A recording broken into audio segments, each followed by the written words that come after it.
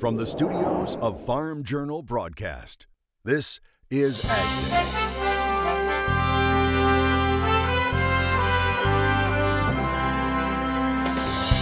Drought hunkers down in the plains. Heavy rains bring misery to the Corn Belt.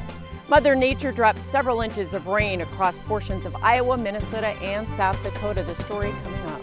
In agribusiness, cattle markets continue to deal with big numbers. It's never really showing up to the extent we thought. So evidently the supply isn't as bad as we thought. And demand is good too. Plus, TV celebrity Mike Rowe goes to bat for American farmers. I grew up with an appreciation of where my food comes from and a curiosity about how it got there. AgDay, presented by the Chevy Silverado. High-strength steel for high-strength dependability.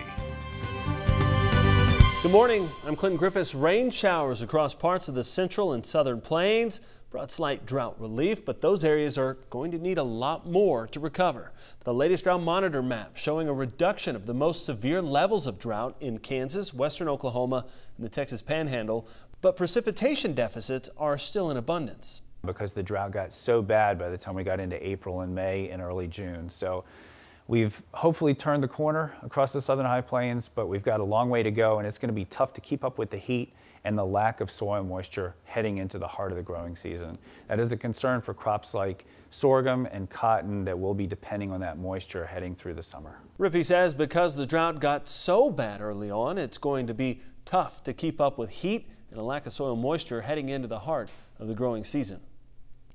Mother Nature dropped from 5 to 12 plus inches of rain over portions of Iowa, Nebraska, Minnesota, and South Dakota over the last week to 10 days. The result has been excessive flooding, which has wiped out hundreds of acres of cropland and left other fields with standing water and ponding. As Michelle Rook reports, farmers are now trying to assess crop losses and the amount of denitrification of fertilizer due to the disaster. Farmers in the northwestern Corn Belt have received some near-record rainfall in June. 9 to 12 inches have fallen near Centerville, where the Vermilion River has flooded adjacent cropland, leaving lakes where crop once stood. Underwater between the boys and I, it's like 400 acres. However, he says there are also many other fields with areas of ponding that will have lower production potential. Impacted it all was, but I mean, as for yield loss and everything, we'll probably say 25% without much trouble. Southwest Minnesota and northwest Iowa were also hit hard, especially along the Floyd and Rock rivers. Steve Abma farms near Rock Valley, Iowa, where they've received over a foot of precip in a little over a week. This is the second worst I've seen, and I've lived here all my life. In 2014, it was higher than this. As a result, he and area farmers now have hundreds of acres of cropland underwater. This is 80 acres here, and probably looking at half of it underwater. And then when we go the other way, we've got another 100-acre piece, and then yet another 100-acre piece behind that that's probably nearly totally underwater. So those acres will be a complete loss and may be covered by insurance. The other losses are uncertain. Insurance will maybe cover some of it. It all depends on how you get it structured. Myself, I have a 70 and 75% coverage.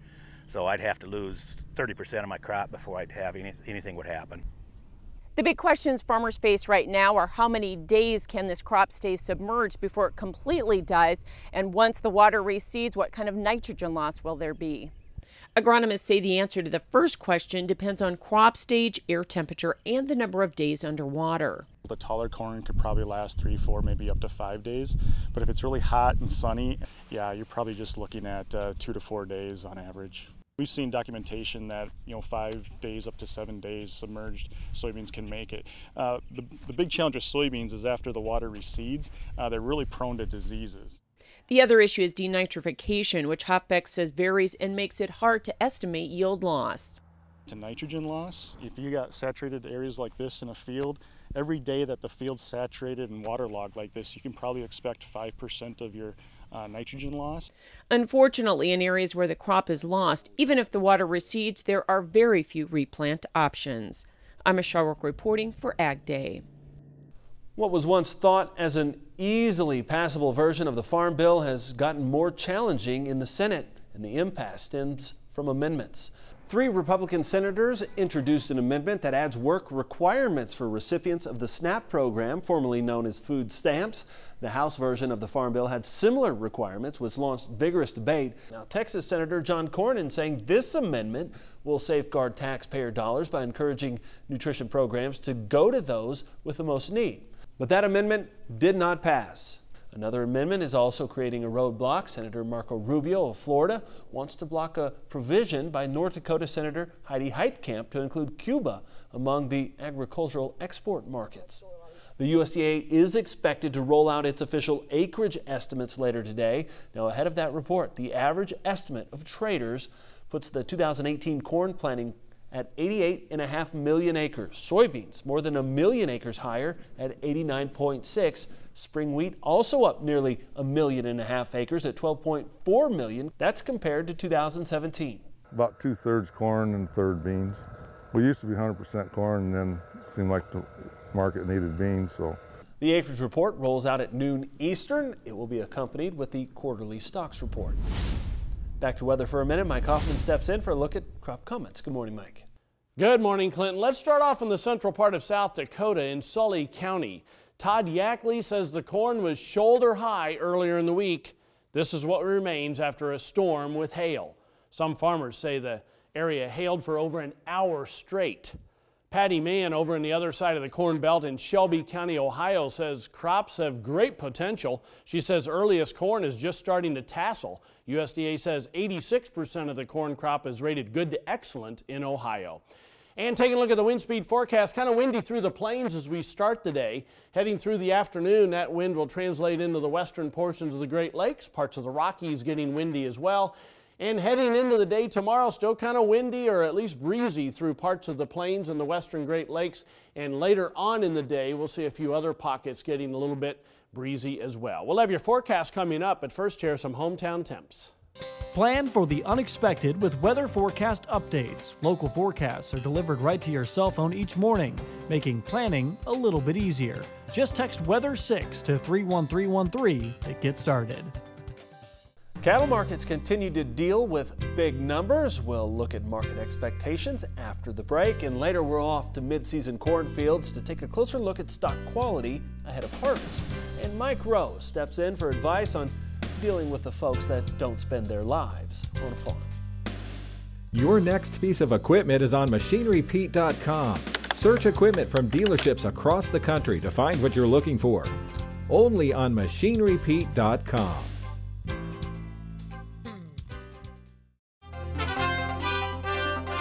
In agribusiness, a slow start for commodities Thursday. Let's see if the pace changed from our friends on the floor in Chicago. It has been a relatively quiet day and almost a buyer strike in a sense that there's not a whole lot of new participation coming into the market ahead of tomorrow's big important USDA report. On top of that, going into a new quarter and a holiday week next week with July 4th.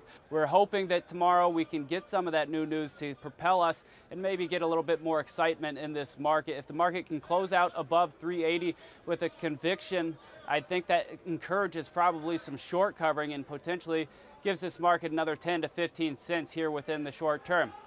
Now moving over to the soybeans, we would have liked to see a lot more short covering after posting that low there on July 19th. The inability to really encourage the shorts to cover does have a bit of a caution flag in the air, but if we can get a bullish report and get back out above that $9 handle, I think that accelerates things and gets people excited about this market moving higher. Yesterday on the Fed Cattle Exchange, we saw cash come in at 106, and then after the close we got additional cash at 106, and today trading anywhere between 105 and 108 on the cash side. Wrapping things up with the lean hogs, it has been one choppy trade over the past couple of weeks, really.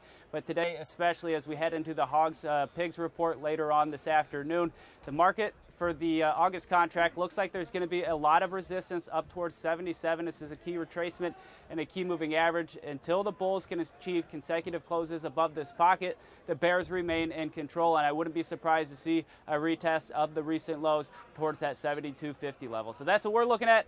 That's what you should be looking at too. This has been Oliver Slope with Blue Line Futures from the floor of the CME. Dwayne Bussey, Bolt Marketing, our guest here at the Agribusiness Desk today. Dwayne, as we look at the cattle markets, earlier in the year, we really thought there might be some issues in the southern plains as far as pasture and drought and heat, and start moving cows off pasture and into feedlots, but we got rain. Do you think that's going to happen, or where are we at in this cattle market? No, there was a concern for a while. We were going to have a lot of cows going to market, a lot of cull cows then flood the market, and then not to mention this wall of cattle, right? Right, we've been talking about that for a while. It was going to be January, February, then also, well, come June, it's going to be horrible. April will be... It's never really shown up to the extent we thought. So evidently the supply isn't as bad as we thought, and demand is good too. One thing on the cattle market we should watch, April was so cold. Up in my area, calving was miserable. It was rough for a lot of people. Sure. Now, I don't know what the death loss was. Nobody really does. We'll never really know. All I can assume is it was higher than normal. So watch this feeder cattle market come late fall. Maybe there's not as many feeders out there as we thought. But of course, we can ship feeders in from Mexico and Canada too, but that's a whole nother story on the tariffs there too. So. Well, yeah, that's a whole nother topic of conversation. So is there anything at these prices, these levels that you're seeing that are indicators that you're going to watch through the next few months? I think a couple of weeks back when we made our low, when we thought the wall of cattle was the worst, or the anticipation of it, I think that's a long-term low for us. I think moving forward, I see higher prices in cattle, probably through years. Now, stuff can happen in the meantime, but no, I'm going to watch that feeder market close. The mid to low 140s. That might be a buying opportunity if I'm right and there's not as many calves out there as expected. Okay. Anything you're expecting come fall? Because we know we move a lot of cattle through these markets in fall. Yeah, just double up again and say that I'm worried we might be a little bit short the calves, so I'm going to watch the feeder index very close, see how high that can go. Feeders maybe being the leaders, fats will follow. Okay, we'll keep an eye on it. Appreciate it, Dwayne. We'll be back with more AgDay in just a minute. For marketing advice, call Bolt Marketing, a futures and options brokerage firm.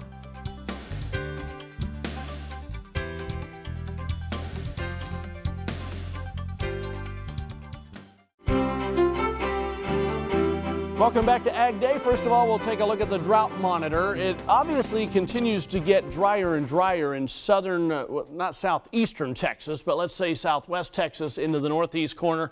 And also, it's actually gotten worse in northern Missouri and parts of eastern Kansas. But let's go back a month. You can see we didn't have quite as much orange and red through those areas.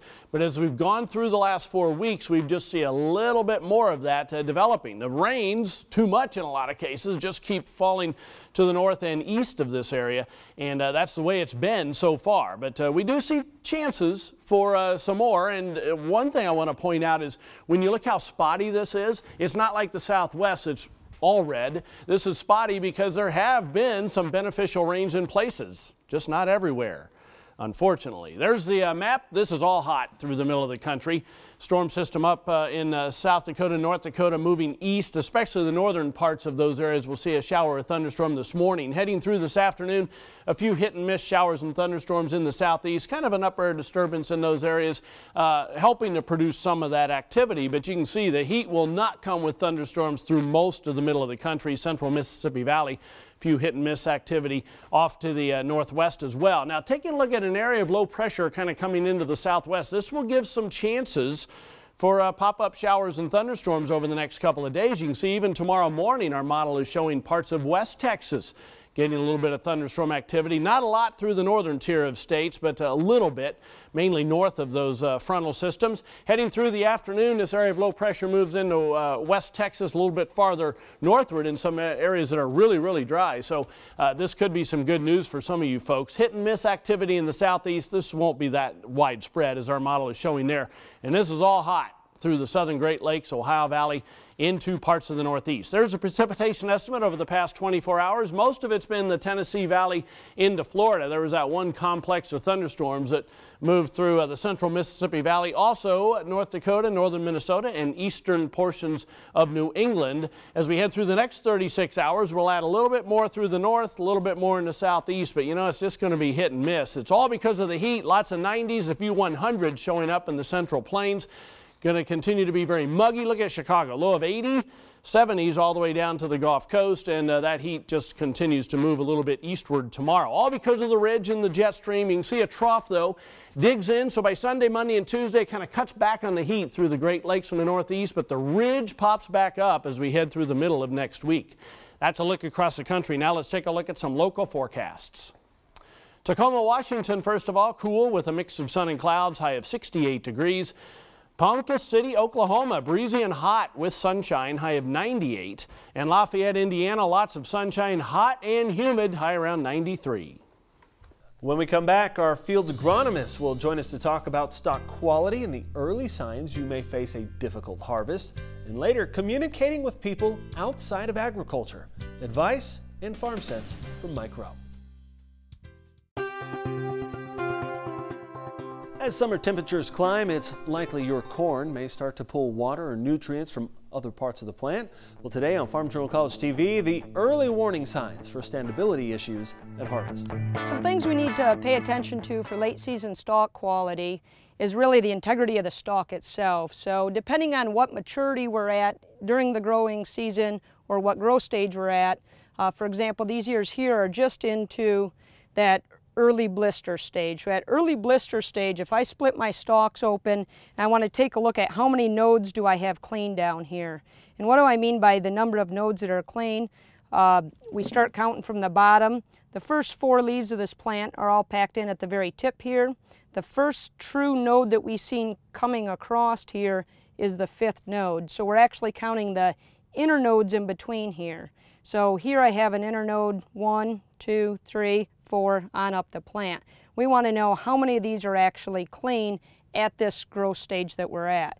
By clean, what we mean is if you take a look at the center of the stalk here, does it have what we call that cotton pithy look to it, or what I would call kind of the styrofoam look? So this plant's naturally going to cannibalize itself from the top coming down to the bottom. Once that stalk is cannibalized, it has more of the styrofoam look to it and not as much of the plant juices in here anymore. So if that comes down the plant too far, too early in the growing season, then we're going to have increased chances for stalk rots and poor standability at the end of the harvest. So when I'm in here at this time of blister stage, I really would like to have 3 nodes clean down here at the bottom of the plant, meaning that I don't see any of this cotton pith in here.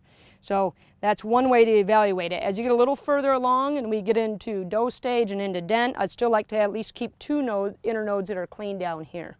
The earlier you see this progression of the cannibalization, the bigger potential you're going to have for potentially down corn later in the season. A good lesson there. Up next, a farm sense lesson on dealing with folks outside of agriculture.